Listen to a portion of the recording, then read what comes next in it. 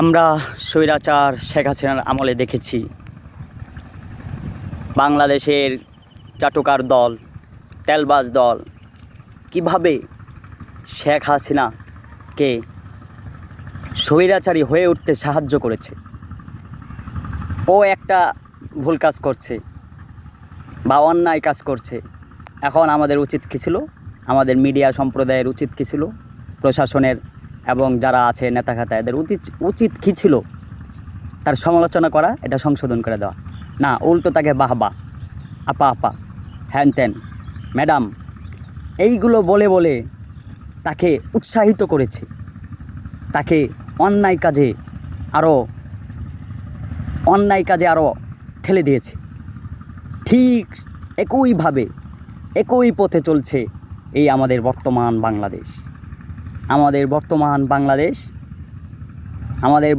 বাংলাদেশে সেই আগের চাটুকার তেলবাজ সম্প্রদায় এখন লেগেছে বর্তমান সরকারের পিছনে। বর্তমান সরকারের কোনো সমালোচনা করে না, তার কোনো দোষেই নাই, সে নির্দোষ, নিষ্পাপ।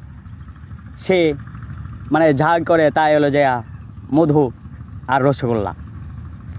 এমন চলতে থাকলে এই সরকারেরও সেই একই অবস্থা হবে যে এই সরকারের, যে আমাদের বিগত সরকারের, স্বৈরাচার সরকারের যে অবস্থা হয়েছিল।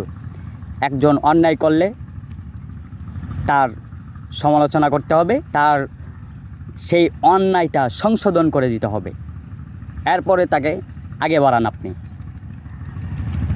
নইলে এই মানুষ কি হয়, দিন দিন আরও বেশি স্বৈরাচার হয়ে ওঠে, আরও বেশি অন্যায় কাজে নিজেকে আবদ্ধ করে ফেলে।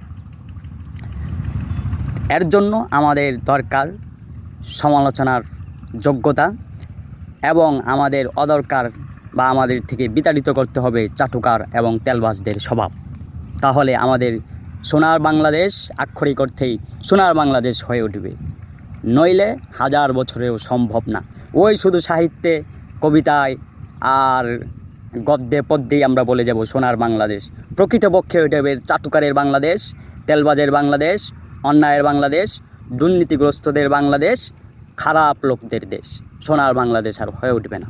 তো আমরা চাই আমাদের দেশটা যেন আক্ষরিক অর্থেই, প্রকৃতপক্ষেই সোনার বাংলাদেশ হয়ে ওঠে, পৃথিবীর বুকে মাথা উঁচু করে দাঁড়াতে পারে।